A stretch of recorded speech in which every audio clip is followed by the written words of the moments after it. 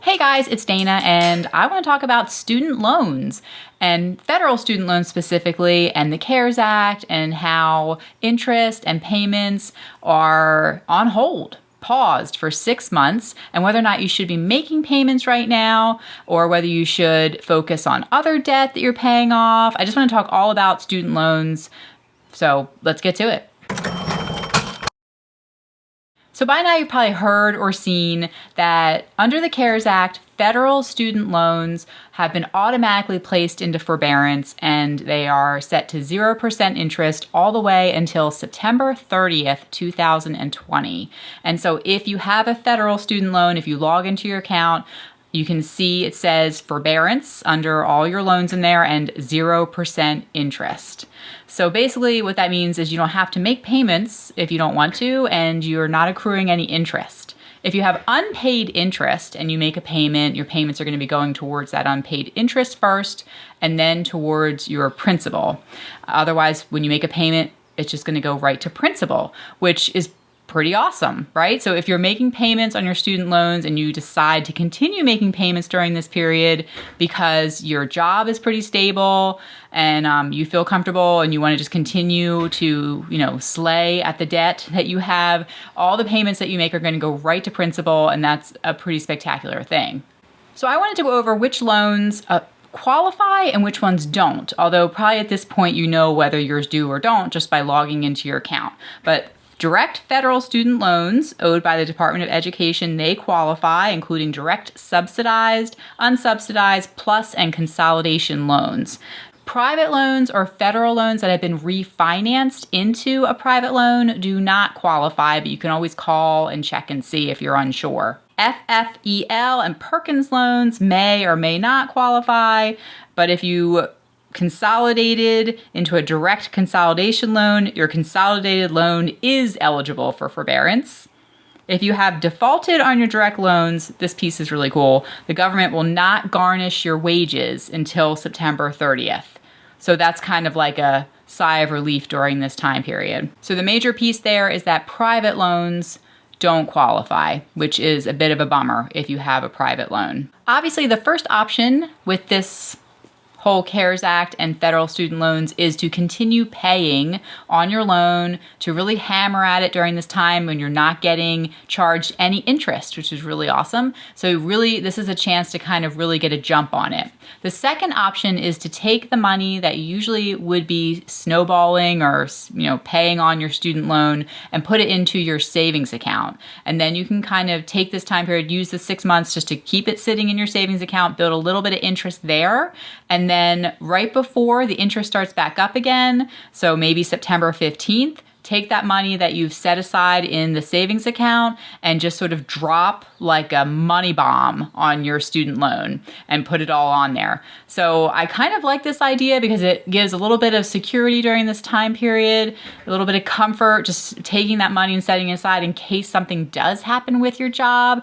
I mean, hopefully nothing has happened with your job. For sure, if you've lost your job, if you've been laid off or you're furloughed, definitely take the money and stick it in your savings account and take advantage. That's why it's there. Take advantage of this time period where there's no payments due and set that money on the side so that you can afford food, pay your mortgage or rent, pay your lights and water bills. That's what's most important. And that's really why this is out there, is to help you if you are one of those people in that situation. But if you think your job is really secure, and even if you think your job is really secure, things can happen. Everything is really uncertain right now, and we're still not all the way through this, not by a long shot, but I think putting that money aside in your savings account is not a bad idea. And then, like I said, just dropping that money bomb on it when it gets right towards the end of this time period, when you feel like, maybe hopefully by then, mid-September, things will be a little bit more stable. You're going to know what's going on with your job and with the economy, and things are either looking better or not looking better, but at least, you might be glad you have that money in your savings account.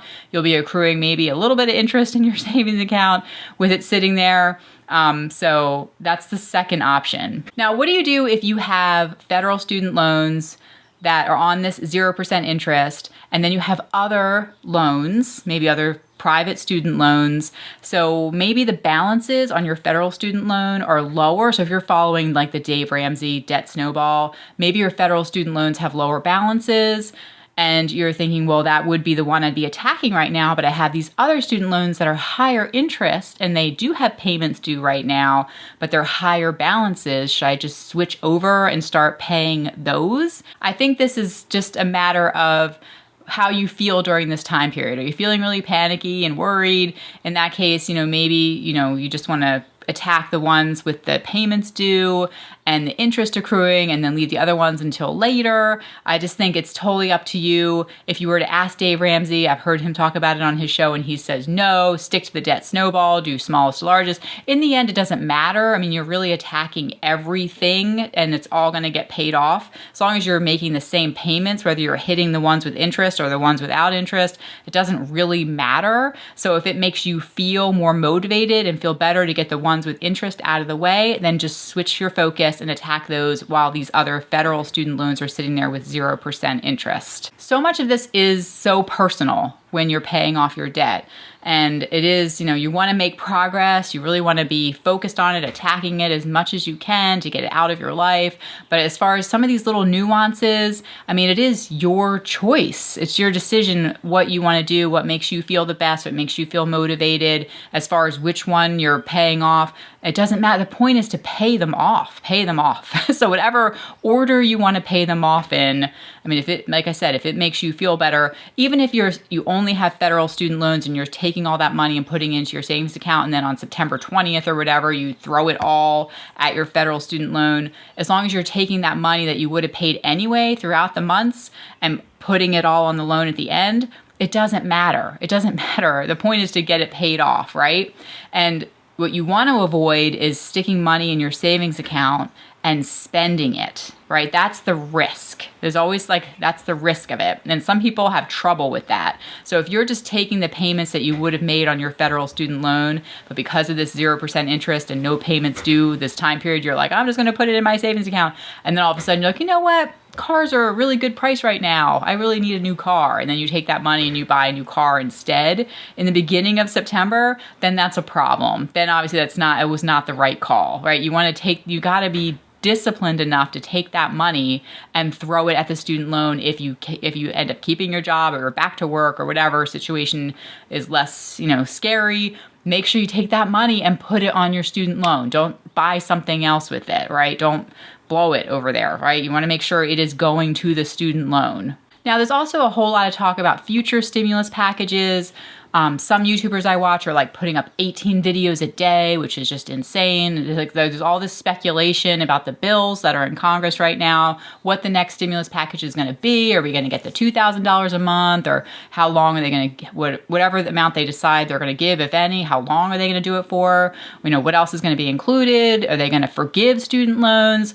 I don't think they're going to do that personally, but that's another factor. If you think, oh, well, maybe they're going to forgive $10,000 of student loan debt, and I only have $10,000 of student loan debt, and so maybe you want to put the money in the savings account, like I talked about earlier, just in case they decide to just forgive $10,000 of student loan debt for everyone, then they'd forgive that, and then you'd probably be glad you didn't send it off to them. But that's one argument to doing it that way, of putting it into your savings account in case they decide to forgive in a future stimulus bill, future package, which like I said, I don't think that's going to happen. I'd be very surprised if that happened, but there's so much talk going on right now, and there's so many things happening, just as far as, proposals being made, but so far, we're waiting for something to actually pass into law, to make it official. Obviously, there's a lot of bills thrown around out there. It's kind of like